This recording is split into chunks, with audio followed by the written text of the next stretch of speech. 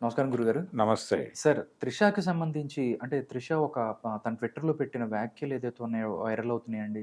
దానికి సంబంధించి అంటే దాని గురించి మీరేం మాట్లాడతారు? ఈ ఇష్యూ గురించి? అంటే ఏఐడిఎంకే బహిష్కృత నేత అని ఇప్పుడు చెప్తున్నారు. ఆయన ఏఐడిఎంకే మెంబర్ హ్మ్. అనేది వాస్తవ చరిత్ర. హ్మ్. ఏవి రాజు. హ్మ్. ఇతను చాలా క్యాజువల్‌గా ఒక మాట అన్నాడు. అదేదో విచిత్రమైన మాట కూడా కాదు. పబ్లిక్‌లో చాలామంది బుర్రల్లో ఉన్నటువంటి మాటే. హ్మ్. అంటే ఆ మధ్య ఒక తెలుగు టీవీ ఛానల్ యాంకర్ కూడా చాలా క్యాజువల్‌గా ఇలాంటి మాటే మాట్లాడేశాడు. టీవీ5 సాంబశివరావు గారు చాలా క్యాజువల్‌గా హ్మ్. పోసాని కృష్ణమురళి గారిని ఇంటర్వ్యూ చేస్తూ హ్మ్. తెలుగు సినిమా పరిశ్రమలో ఉండరా అన్నాడు. మధ్యలో ఒక డాష్ పెట్టి ఒక పదం వాడి. పోసాని గారు హ్మ్. తెలుగు చిత్రరంగంలో డాష్ ఉండరా అని అనండి. మహిళల గురించి అడిగాడు. హ్మ్. ఆ మధ్యలో ఉన్న పదం కొంచెం ఇబ్బందికరంగా అనిపించవచ్చు, కానీ వెలయాళ్ళు అని ఒక గౌరవప్రదమైన పిలుపు ఉంది తెలుగులో. హ్మ్. వెలయాళ్ళు అంటే వెలకి వచ్చు ఆలులు. ఆలి అంటే భార్య, పేమెంట్ చేసి తెచ్చుకునేటువంటి భార్య అనేది వెలయాలు అనేటువంటి మాటకి అర్థం. ఆ కల్చర్ లేదా పరిశ్రమలో అని ఒక ఓపెన్గా ఒక టీవీ యాంకర్ ఒక టీవీ డిబేట్లోనే అడగటం మనం చూసాం. ఇది కేవలం వాళ్ళ మెదడులోనూ లేకపోతే ఈ ఏఐడిఎంకే రాజు మెదడులోనూ మాత్రమే లేదు. చాలా క్యాజువల్గా చాలామంది ఓపెన్గా మాట్లాడేస్తారు. అరే సినిమా చూసి వచ్చి దాని రేట్ ఎంతో కొనుక్కో అనే లెవెల్లో మాట్లాడేసిన కుర్రాళ్ళు చాలామంది ఉంటారు. ఈ కల్చర్ ఎక్కడి నుంచి వస్తుంది అనేది ప్రధానం. పాలిటిక్స్లో ఉన్నాడు అతను. పాలిటిక్స్లో ఉండి మాట్లాడుతూ చాలా క్యాజువల్గా నేను ఒక ఏరియాకి వెళ్ళాను. అక్కడ ఒక ఎమ్మెల్యే, ఆ నియోజకవర్గపు ఎమ్మెల్యే ఒక ప్రోగ్రాం జరుగుతోంది. ఆ ప్రోగ్రాంకి సినిమా ఆర్టిస్టులు వచ్చారు. అందులో త్రిష కూడా ఉంది. ఈ సందర్భంగా ఆ లోకల్ ఎమ్మెల్యే త్రిషని తీసుకుని వెళ్ళిపోయాడు. ఇది ధర అని రేట్ కూడా చెప్పాడు.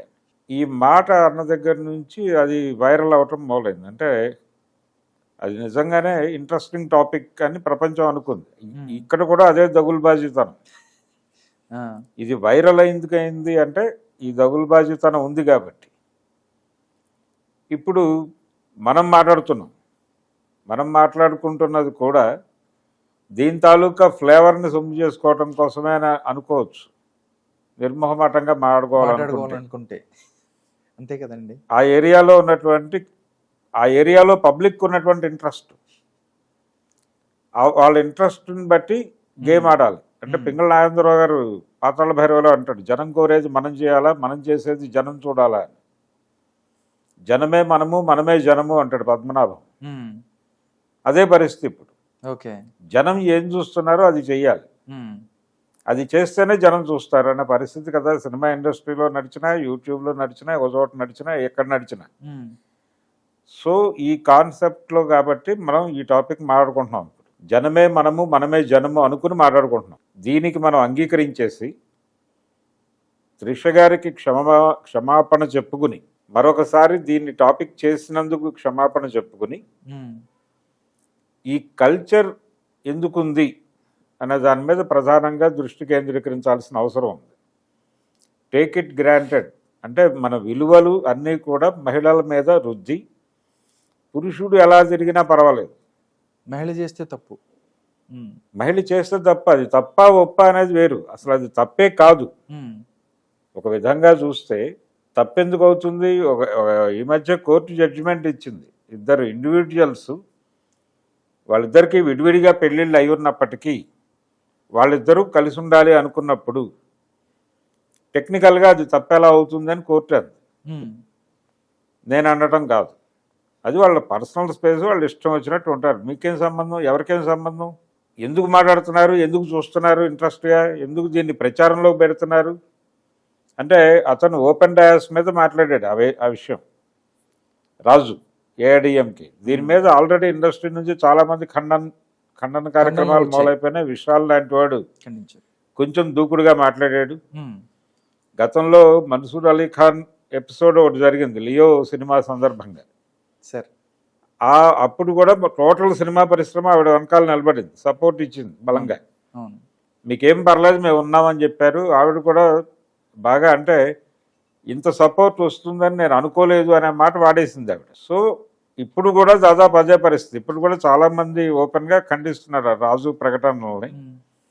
ఖండించడంతో పాటు సపోర్ట్గా నిలబడడానికి సిద్ధమవుతున్నారు. చాలామంది ఆల్రెడీ ఓపెన్గా ప్రకటనలు చేశారు. ఆవిడ కూడా ఇంత అసహ్యకరమైనటువంటి మనుషులు ప్రపంచంలో ఉంటారా అని ట్వీట్ చేసింది. ఈ మొత్తం వ్యవహారానికి బ్యాక్ బోను ఆ రాజు అనేటువంటి ఏఐడిఎంకే మెంబర్. అతను మాట్లాడింది కేవలం అతను మాట్లాడిన వ్యవహారం అతను ఒక్కడి మీద శిక్ష వేసేస్తే పని అయిపోతుంది అనుకుంటే భ్రమ. ఇదే అభిప్రాయం 5వ తరగతి పిల్లోడి దగ్గర నుంచి ఉంది. అంటే రోడ్డు మీదకి వచ్చి పని చేస్తున్నటువంటి ఆడవాళ్ళు టేక్ ఇట్ గ్రాంటెడ్గా దేనికైనా వస్తారు అని అనుకునే కల్చర్ బుర్రలో ఉండటం వలన వస్తున్నటువంటి దగులుబాజీతనం ఇది. దేన్నైనా టేక్ ఇట్ గ్రాంటెడ్గా 4 డబ్బులు బారేస్తే ఎవరైనా వస్తారని అనుకోవటం. ఈ దూకుడు మనస్తత్వం ప్రతి చోట విలువల పేరుతో జరుగుతుంది. పైగా ఎవరైతే ఇది మాట్లాడారో దాదాపు అదే సర్కిల్ నుంచి కదా వస్తుంది. ఇది ప్రమాదం. ఈ రకమైనటువంటి దుర్మార్గమైనటువంటి పరిస్థితుల్లో మనం ఉన్నాం. త్రిష ఓపెన్గా అడుగుతున్నటువంటి డిమాండ్ ఒకటే, అంటే తను విడిగా వాళ్ళని ఏదో చేయాలి. ఇప్పుడు మన్సూర్ అలీ ఖాన్ విషయంలో బిహేవ్ చేసినంత ఇదిగా కూడా అగ్రెసివ్గా కూడా లేదు ఆవిడ. ఇవి రిపీటెడ్గా జరుగుతున్నాయి. ఎందుకు, ఎక్కడికి పోతున్నాం మనం, మన కల్చర్ ఎక్కడికి పోతుంది అనేది ఆవిడ బాధపడినటువంటి గొడవ. ట్విట్టర్ వేదికగా కావచ్చు, విడిగా కావచ్చు. నిజంగానే అది సమాజానికి వేసిన ప్రశ్నే. దీనికి ఎవరెవరు బాధ్యత వహించాలి? ఇలా మాట్లాడేటువంటి కల్చర్ ఇక్కడ నడుస్తుంది అనటానికి ఏం చేస్తే ఇది పోతుంది అన్నప్పుడు రకరకాల అంశాలు ముందుకు వస్తాయి.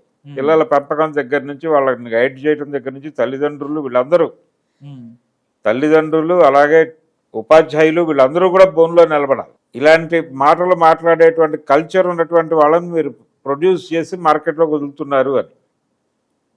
అందుకని మొత్తం సమాజం బాధ్యత వహించాలి. దీనికి సమాజం బాధ్యత వహించి టోటల్ సమాజం తనకి క్షమాభిక్ష పెట్టి తనని తాను రిపేర్ చేసుకోవడానికి ఏం చేయాలో ఆలోచించుకోవాలి. ఓకే, అప్పుడు మాత్రమే ఇలాంటి ప్రకటనలు పోతాయి తప్ప అప్పటి వరకు పోవు. నందమూరి బాలకృష్ణ గారు కూడా డయాస్ మీద నుంచి అసలు ఆడవాళ్ళు ఉన్నది దేనికి అని ఒక వ్యాఖ్యానం చేశారు ఆ మధ్యకాలంలో. దానికి కొనసాగింపుగా వారి బంధువు తమ్మారెడ్డి చలపతిరావు గారు, నటుడు తమ్మారెడ్డి చలపతిరావు కూడా దాదాపు అదే స్టేట్మెంట్ ఇచ్చాడు. ఆడవాళ్ళతో అంటే ఆడవాళ్ళు వ్యసనాలు దీనికి సంబంధించి లింక్ చేస్తూ ఆయన ఒక జోక్ వేశాడు. ఆ తర్వాత విత్డ్రా చేసుకున్నాడు. ఆ జోక్ చేసుకున్నప్పటికే జనాలు గందరగోళం పెట్టారు, సీరియస్గా అటాక్ జరిగింది. అప్పుడు కూడా ఆయన అన్నమాట ఏంటంటే, నేను కాబట్టి గొడవ చేస్తున్నాడు కానీ పెద్ద హీరోలు ఎవరైనా చేసుంటే మాట్లాడేవారా. ఇదొక వివక్ష, ఇదొక గందరగోళం. అంటే ఎవడు మాట్లాడుతున్నాడు, ఎక్కడ మాట్లాడుతున్నాడు, వేదిక ఏమిటి దాకా చూస్తున్నారని. అందుకని ఒక విచిత్రమైన వికృతమైనటువంటి మనస్తత్వాలు ఉన్నాయి అనే దాన్ని యాక్సెప్ట్ చేయాలి ముందు. దాన్ని యాక్సెప్ట్ చేసి ఈ తరహా మనస్తత్వాలు పోవటానికి, నిర్మూలించడానికి ఏం చేయాలి, ప్రోగ్రామ్ ఏమిటి అనేది అందరూ కలిసి ఆలోచించాలి. ఇది కేవలం త్రిష గొడవే కాదు, మహానటి సావిత్రి మీద కూడా ఇలాంటి కథనాలు, ఇలాంటి వ్యాఖ్యానాలు ఉన్నాయి. మీనా కుమారి గారి మీద ఉన్నాయి. ఎవరైనా సరే తెలుగు సినిమా పరిశ్రమకి కానీ, తమిళనాడు పరిశ్రమకు కానీ, ఏ వుడ్ అయినా సరే, బాలీవుడ్ అయినటువంటి అయినా కానీ, శాండల్వుడ్ అయినా, ఏ వుడ్లో అయినా పరిస్థితి, అన్ని వుడ్డుల్లోనూ ఇదే కథ ఉంది. చాలా అంటే ఎల్లో మీడియా అన్న ఆ రోజుల్లో ఈ ఎల్లో మీడియా, ఎల్లో జర్నలిస్టులు, ఎల్లో పత్రికలు ఇవన్నీ కూడా ఇదే రకమైనటువంటి వార్తలను ప్రమోట్ చేస్తాయి. చూసేవాళ్ళు జనాలు, అదో సర్క్యులేషన్. అలాగే త్రిష సర్క్యులేషన్. ఈ చూసేవాళ్ళు ఏ బలహీనతతో చూస్తున్నారో మాట్లాడేవాడు కూడా అదే బలహీనతతో మాట్లాడుతున్నాడు అనే విషయాన్ని గమనించాలి.